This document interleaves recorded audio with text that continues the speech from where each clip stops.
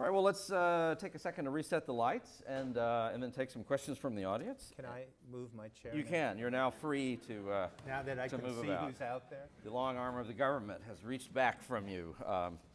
So if you'd like to ask a question, give me a little signal. There are a couple of students, or they're about to be, with microphones. Here they are. A student will come over with a microphone. Let's start over here.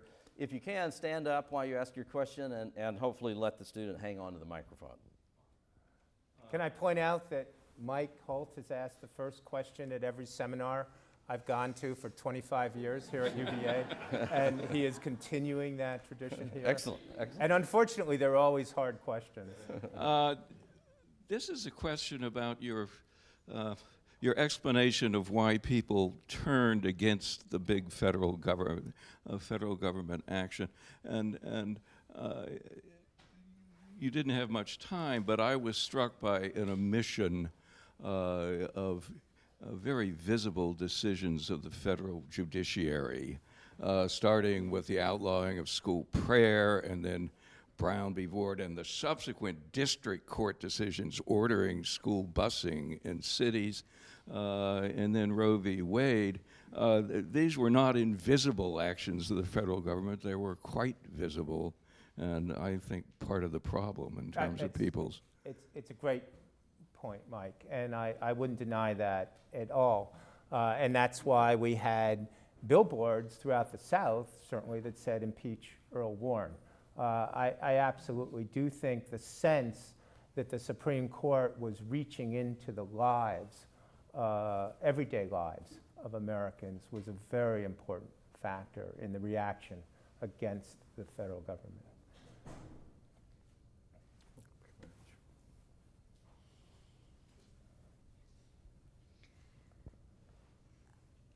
Did you explore in your research, and do you address in your book the role of increasing amounts of private funds pushing government issues and government decisions, both in enacting legislation and in implementation?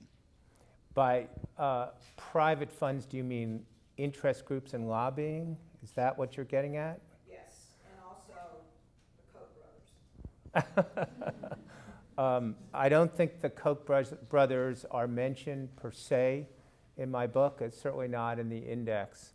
I'll say something. I talk a lot about interest groups in my book, and in a way that you won't like at all, because I don't talk about their financial clout and ability to tilt campaigns through financial contributions. I don't do that because I think we know that.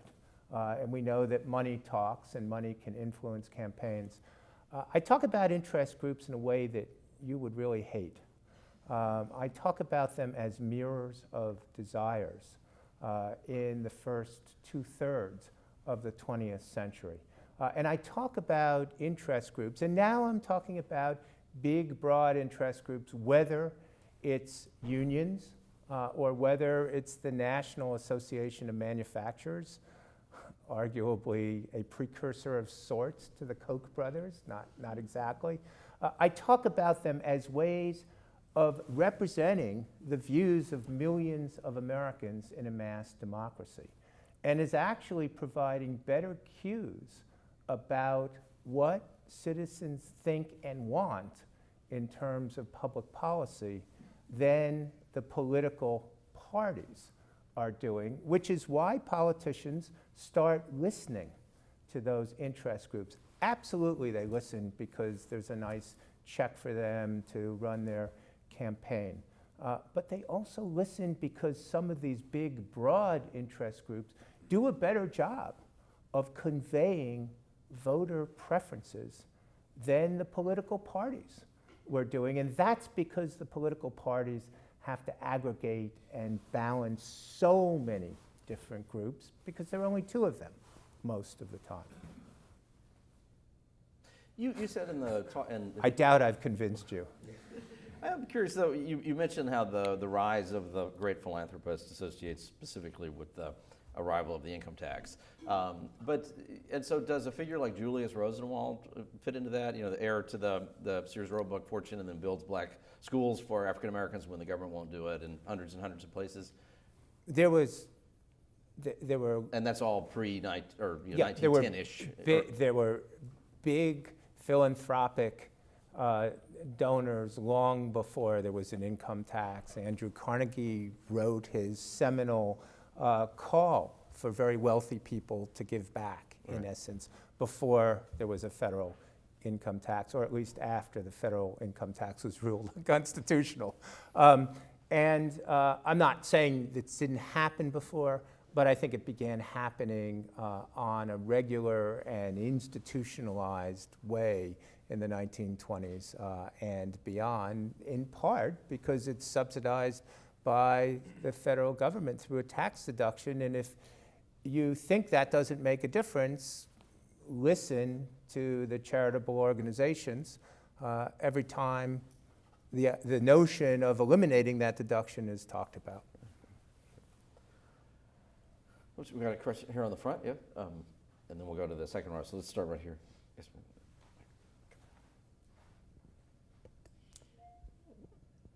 Hi. So you talked about how these associational groups do work on behalf of the federal government. Do you talk at all about the problems of accountability and the implications on democracy of these groups? Yes. If I have an agenda in writing this book, actually my agenda in writing the book was to finish the darn book. But if I have an agenda beyond that, it is to shift the conversation, actual conversation on Fox News or MSNBC or CNN, from a stale debate between big government and small government to how do we hold voluntary groups accountable. This is a dangerous example to use in the wake of the financial calamity of 2008. But after an even bigger calamity, the Great Crash in '29, the New Deal and Roosevelt passed legislation for the Securities and Exchange Commission. I know that she knows all of this because this is Sarah Seo, who's a Miller Center National Fellow, and our first McCurdy Fellow in Law and Politics. So she knows all of this. She's probably written a law review article about this. At any rate, the SEC is set up. And how does the SEC work? Well, there are, of course, some regulators in the SEC. But the key people that made the SEC work, and many would say added confidence to the stock market, that allowed it to grow incredibly and be very effective and be a model for the world, at least until the Great Crash of 2008. The people who really made that work, those were accountants. Those were the people and lawyers, and those were the people who imbibed these laws, and they said to their bosses who were paying them a lot of money, no, you can't do that. It's those professions, it's law and accountancy, that really enforced those rules. That worked okay. Obviously, something became imbalanced. It doesn't happen automatically. And so we need to really focus on getting that balance right. If we get it right, it can work.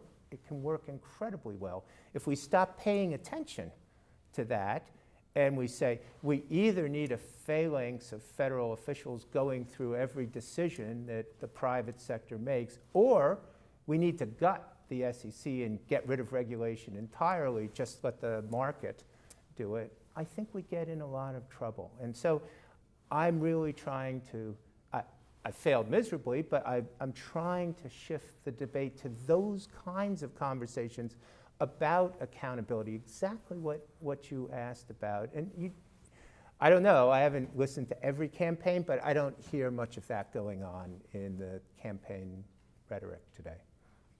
Let's take the second row here.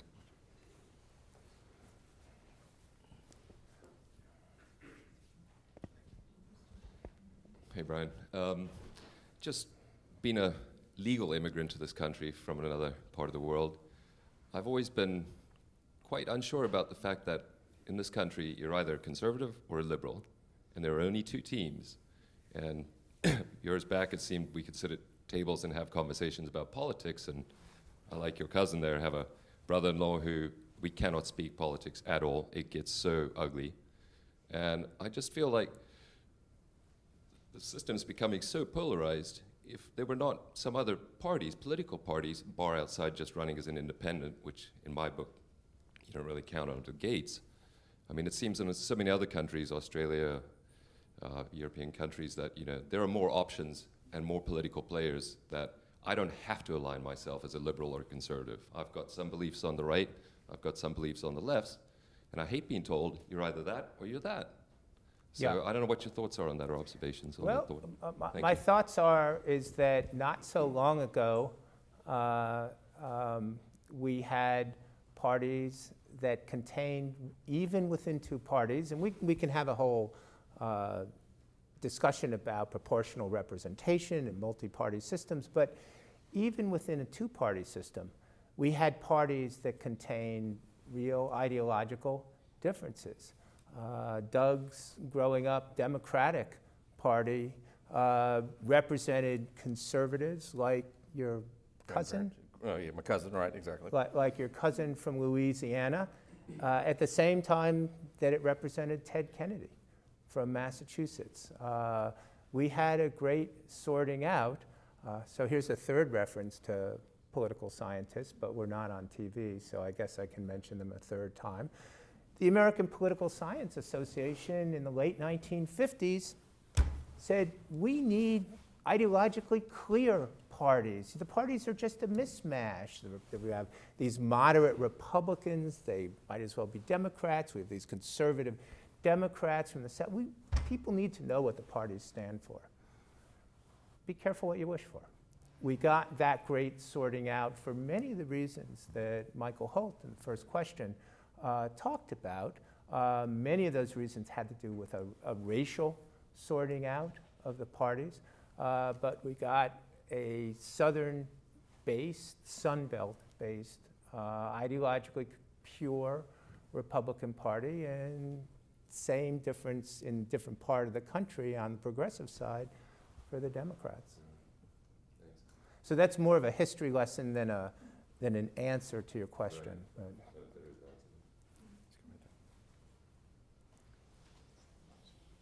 Thank you. It seems to me that one of the downsides of contracting out government services and policy initiatives is that you create these huge vested interests. And you reach a point where government is actually no longer able to affect change, even though everybody understands that the system is broken. Can you comment on that, please? Yes, I think that is absolutely one of the great dangers. In a prior lifetime, I worked for a politician in New York City, and I actually ran some welfare programs in New York City, and they were in the midst of contracting out lots of services. And it was obvious to me that as long as the government provided the service directly and could compete with the private contractors, things worked pretty well. In the case of certain kinds of sanitation services, they stopped providing any public forum. There was, ironically, by having all contractors, there was no competition. I know we don't like to talk that way. And as soon as that happened, the government had what was basically dealing with, I won't mention that giant waste disposal company. Anyway, it was dealing with an oligopolistic situation that was just as uncompetitive as when the government provided it directly, and not surprisingly, costs skyrocketed. I'm a big advocate of competition, but competition between publicly provided services, services provided by the voluntary sector, and services provided by the private sector. So are you suggesting then that there's a, for instance, we just had this terrible 3-day riot in a privately operated prison in Arizona, Yes. and the governor of Arizona came out and said, and said, I want to send a message to all you private prison operators. If you do a bad job operating our prisons, then you're not going to work for us anymore, which has struck me as an odd sort of message, as opposed to, it's terrible that this happened and maybe we should reconsider how this works. But that's a case of where the government is directly contracting out a primary service. Are you suggesting that that perhaps there should be something more like the Farm Bureau that you described before? Should there be some intermediate entity between if they're going to be private operators of prisons or garbage services or parole officers in the court system? Should there be essentially some trade group that has a kind of administrative, organizational intermediary role, like the Securities Association? Yeah, well, I'm suggesting that in general, but I have trouble suggesting that for prisons because I think there's certain services that should not be contracted out, period. I think services that involve people's civil liberties and literally habeas, help me out, Sarah, habeas corpus, that literally their right to the basic constitutional rights. I don't think we should contract out judges, and I don't think we should contract out prisons either. I think I think when you deprive people of their liberty, that is such a fundamental right that in my pantheon, that's simply something that should not be, that government simply should not delegate. If you're talking about historical understanding, maybe that's a good thing to contract out, although I've had very bad luck with contract historians myself. Yeah, anytime there's a profit motive in the administration of justice, it's a dangerous thing. I think I saw a hand up over But could I here. just say another word about prisons? Prisons are a great, many people have labeled the society that we live in the carceral state. And prisons are a great example of conservatives advocating big government by any measure, by what's spent on them, by the number of people who work in them, and the set of criminal justice policies advocated by conservatives who hate increasing the size of government have led to one of the biggest increases in the size of government in domestic policy in the last 30 years. That's what I mean about getting away from I'm for big government, I'm for small government, and actually talking about how government is, to the ends it will be used for.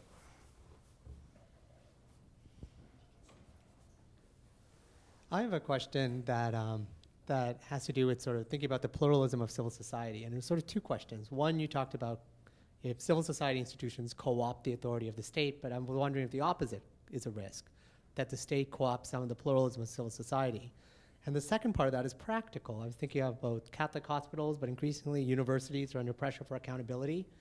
If that actually makes the state visible in ways that makes people uncomfortable, Catholic institutions that have to implement healthcare policies, or universities that have to be accountable to agendas that are foreign to them because they are accepting this kind of money. And so that create a kind of backlash that's an unanticipated result of this.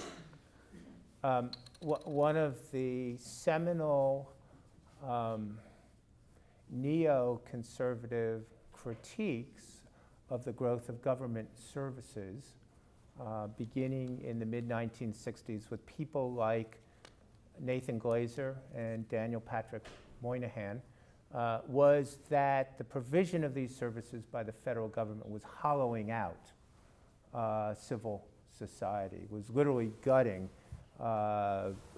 religious organizations that used to provide these, or neighborhood groups. Earlier in the century, it was ethnic groups, ethnic savings and loans, that kind of thing that provided services. So I think you're right that government can hollow out, can co-opt, if you will, civil society, or to some sense dampen it. As to your, but I would remind you of all people that it's the law and its judicial interpretations that structure these civil society organizations in the first place. So just as I think it's crucial that we not think in binary terms about public and private. I think it's, I don't think the civil society exists in nature either.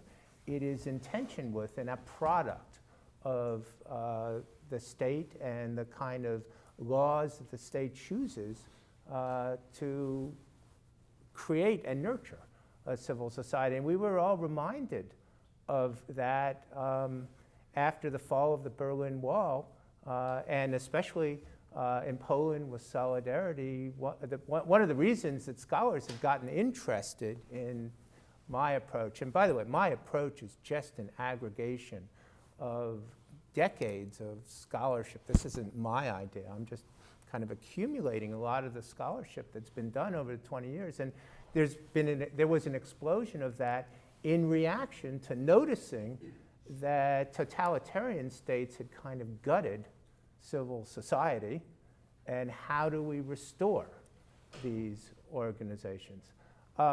On using religious organizations like Catholic State, absolutely, one of the dangers is those groups imposing their ideological or religious views on the clients and people who are receiving their services. I believe that there are ways to guard against that. If you're following the news and the way the Supreme Court decision on gay marriage is being implemented in some counties and states, it's not just civil society that we have to worry about people imposing their views. This is a general problem of implementation, but I think that can be handled.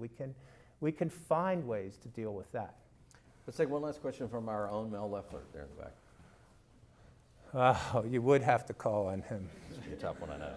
Brian, I think you beautifully illuminate the functioning of the associational state. Now I'm really in trouble. But The big but. but at the end of your talk, you point out that 30% of the people on the left, 30% on the right, are frustrated with the actual performance of the associational state. So what do you think their understanding of the associational state will mitigate their frustration? Arguably, the right thing to do if they're frustrated is to argue against the associational state, which is the source of their frustration, even though they don't know it. So hence, discussion of big government or less government is the right discussion. Yeah. Well, you know, we have Nicely framed. We have a fundamental difference. Now you have two historians talking about the future, so now we're really in trouble. But we have a fundamental disagreement, and I absolutely acknowledge that 99.9% of my colleagues, especially the smart ones like you, disagree with me. But I would say that we've been arguing about small government versus big government, even though it doesn't describe what's really going on. We've been doing that for we've been doing it for 200 years in some ways, but we've been doing it really vigorously ever since the New Deal. And I think perhaps a little knowledge. I don't despair of people actually beginning to understand better how things work. I think that and I think that matters. And here's my example. Our profession, Mel, had very little to say about the history of women and the history of African Americans as recently as 40 years ago. I believe that the commitment by our profession to do the history of African Americans and do the history of women have helped Americans understand the important role that women and African Americans have played, not as, you know, a box in your textbook. And now we're going to talk about the guy who used peanuts for things, and now we're going to talk about Susan B. Anthony. No, as an integral part of American history, I believe that has changed the way Americans understand history and the kinds of things they care about going forward. I know that the associational state, well, we'll go back to the beginning. Doug said it's a sexy title. Well, I'm going to take that literally, and if it's a sexy title, and I think that, no, I think it's a very nuanced argument, and I don't expect most people to embrace this. I don't really expect Fox News to be airing this, but I think if we can explain how these mechanisms work so that people focus on the kinds of questions that Sarah Seo asked about accountability and balance but in governance, then I think they might prove to be a little less frustrated in the long run. So it's big government, small government, or defense of the associational state. We have to leave it there. Thanks very much. That's it. From the University of Virginia's Miller Center, this is American Forum.